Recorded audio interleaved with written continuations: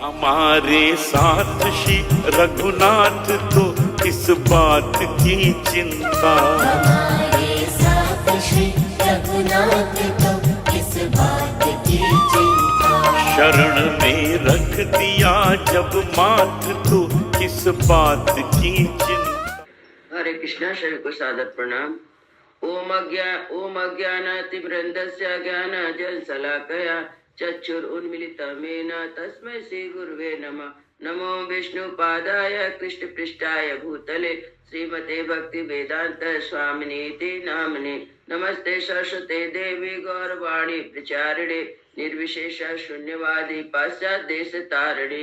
हे कृष्ण करुणा सिंधु दीन बंधु जगतपते गोपेश गोपिका कांता राधा कांता नमस्तुते।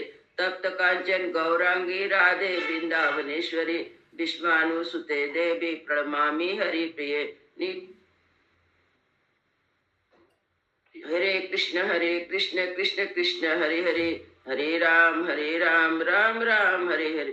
शिला प्रभुपाद की जय। रामं लक्ष्मण पूर्वजं रघुवरं सीतापति सुंदरम काकुत्स्थं करुणामयं गुणनिधिं विप्रप्रियं धार्मिकं राजेन्द्रं सत्यसंधं दशरथतनयं श्यामलं शान्तमूर्ति वन्दे लोकाभिरामं रघुकुलतिलकं राघवं रावणारि। दक्षिणे लक्ष्मण उदन्वे वामतो जानकी सुभा पुरतो मारुति यस्यातं नमामि रघुत्तमं।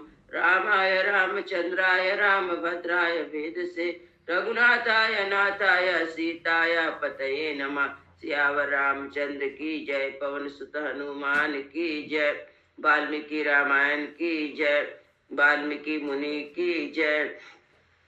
आज 20वां अध्याय का पाठ होगा। 19वां अध्याय में था कि राम जी दशरथ जी के भवन में आते हैं। वहां पे माता कैकेयी से पूछते हैं कि दशरथ जी दुखी में दुख उदास होकर बैठे हैं, तो माता से पूछते हैं कि इनको क्या दुख है, पिताजी को क्या दुख है, आपने कुछ तो कह नहीं दिया या मुझसे कुछ गलती हुई। लेकिन कैकेयी कहती है कि नहीं, मैंने इनसे वर मांगा था जिसके कारण इनको दुख हो रहा है। आप भारत का राज्याभिषेक और आपको 14 वर्ष के लिए वनवास। ऐसा सुनकर राम जी कहते हैं कि मैं तो चीर जटा धारण करके वन चला जाऊंगा और तुम प्रसन्न रहो, परंतु मेरे मन को एक बड़ा हार्दिक दुख हो रहा है कि महाराज ने मुझे भरत के अभिषेक की बात नहीं कही। और भाई भरत के लिए तो मैं अपने प्राण सारी संपत्ति को प्रसन्नता पूर्वक दे सकता हूँ। इस प्रकार कहते हैं। फिर कहते हैं, राम जी कहते हैं कि अच्छा, मैं माता कौशल्या से आज्ञा ले लूं और सीता को भी समझा बुझा लूं, इसके बाद मैं वन चला जाऊं। दशरथ यह सुन के बहुत ही फूट फूट कर रोने लगते हैं। और फिर राम जी दशरथ जी की और माता कैकेयी की परिक्रमा करके अपने वहां से उस अंतपुरी से निकल कर कौशल्या जी के भवन में जाते हैं। राजा दशरथ की रानियों का विलाप, श्री राम और कौशल्या जी के भवन में जाना और अपने वनवास की बात बताना, कौशल्या का चेत होकर गिरना और श्री राम के उठा देने पर उनकी ओर देखकर विलाप करना। तस्मिन् तस्सु पुरुषा व्याघ्रे निष्क्रामते कितांजलो आर्त शब्दो महान यज्ञे स्त्रीणाम अंतपुरे तदा। उधर पुरुष सिंह श्री राम हाथ जोड़े हुए ज्यों ही कैकेयी के महल से बाहर निकले, त्यों ही अंतपुरी में रहने वाली राज महिलाओं का महान आर्तनाद प्रकट हुआ।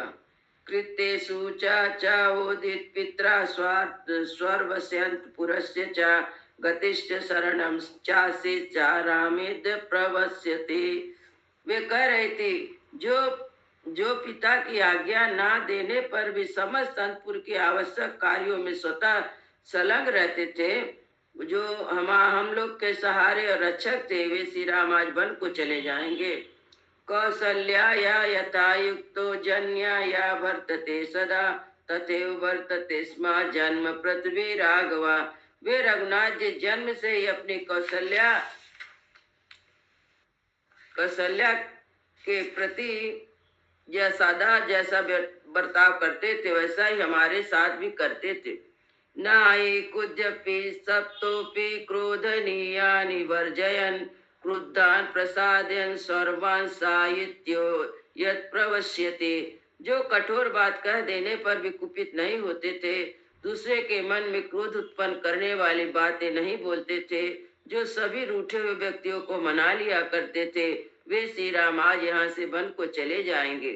आबुर्धिर्वतनो राजा जीवलोकम चरत्ययम् योगते सर्वभूतानां परित्यज्यति राघवम्। बड़े खेद की बात है कि हमारे महाराज की बुद्धि मारी गई है। वे इस प्रकार संपूर्ण जीव जगत का विनाश करने पर तुले हुए हैं, तभी तो ये समस्त प्राणियों के जीवन आधार श्री राम का परित्याग कर रहे हैं। इति सर्वा महिष्यत्ता विश्वस्यैव धेनवा पतिमा चुक्रुश्चु सापे सवन चापे चुकुस्सु। इस प्रकार समस्त रानियां अपने पति को कोसने लगी और बछड़े से बिरचू गौए की तरह उच्च स्वर से क्रदन करने लगी।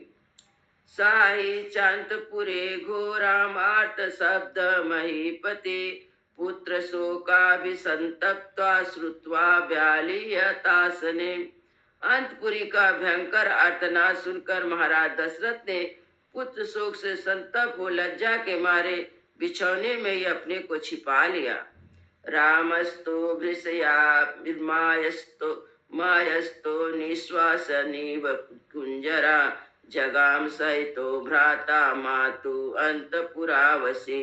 इधर जितेंद्रिय श्री राम जी स्वजनों के दुख से अधिक खीन होकर हाथी के समान लंबी सांस खींचते हुए भाई लक्ष्मण के साथ माता के अंतपुर में गए। सोऽप्यसत् पुरुषं तत्र वृद्धं परम पूजितम् उपविष्टं गुहद्वारे तिष्ठत् चापरान् बहून्।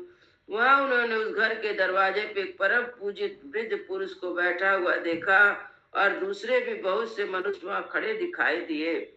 दिष्टवे तु तदा रामं ते सर्वं समुपस्थिताः जयेन जयताम श्रेष्ठम वर्धयन्ति स्म राघवम्। वे सब के सब विजयी वीरों में श्रेष्ठ रघुनंदन श्री राम को देखते ही जय जयकार करते हुए उनकी सेवा में उपस्थित हुए उन्हें बधाई देने लगे। प्रविश्यं प्रथमा कक्षायां द्वितीयायां ददर्श च ब्राह्मणान् वेद संपन्नान् वृद्धान् राज्ञाभिसत्कृतान्। पहले ड्योढ़ी पार करके जब वे दूसरे पर पहुंचे तो वहां उन्हें राजा द्वारा सम्मानित बहुत से वेदक ब्राह्मण दिखाई दिए। प्रणम्रामस्तान् वृद्धान् तृतीयायां ददर्श च स्त्रियो बालश्च वृद्धश्च द्वाररक्षण तत्परा। उन वृद्ध ब्राह्मणों को प्रणाम करके श्री रामचंद्र जी जब तीसरी ड्योढ़ी पे पहुंचे तब वहां उन्होंने द्वार रक्षक कार्य में लगी बहुत सी नववयस्का एवं वृद्ध अवस्था वाली स्त्रियां दिखाई दी। वर्धयित्वा प्रहिष्टाता प्रविश्य च गुहं स्त्रिया न्यवेदयन्त त्वरित रामातु प्रिया तथा। उन्हें देखकर स्त्रियों को बड़ा हर्ष हुआ। श्री राम को बधाई देकर उन स्त्रियों ने तत्काल महल के भीतर प्रवेश किया। तुरंत ही श्री रामचंद्र जी की माता को उनके आगमन की प्रिय समाचार सुनाया। कौसल्यापि तदा देवी रात्रिस्त्वा समाहिता प्रभाते च करोत पूजा विष्णु पुत्र हितेशरी। उस समय देवी कौशल्या पुत्र की मंगल कामना से रात भर जाकर सवेरे एकाचित हो भगवान विष्णु की पूजा कर रही थी। साक्षमवसना दृष्टा नित्यं व्रत परायणा अग्गे जुहोति स्म तथा मंत्रवत कृत मंगलम। वे रेशमी वस्त्र पहनकर बड़ी प्रसन्नता के साथ निरंतर व्रत परायण होकर मंगल कृत पुण्य करने के पश्चात मंत्रोच्चारण पूर्वक उस समय अग्नि में आहुति दे रही थी। प्रविश्य तु तदा रामो मातुर्यंत पुरा शुभम ददर्श मातरम तत्र हावयन्ति तासनम। उसी समय श्री राम ने माता के शुभ अंतपुरी में प्रवेश करके वहां माता को देखा। वे अग्नि में हवन करा रही थी।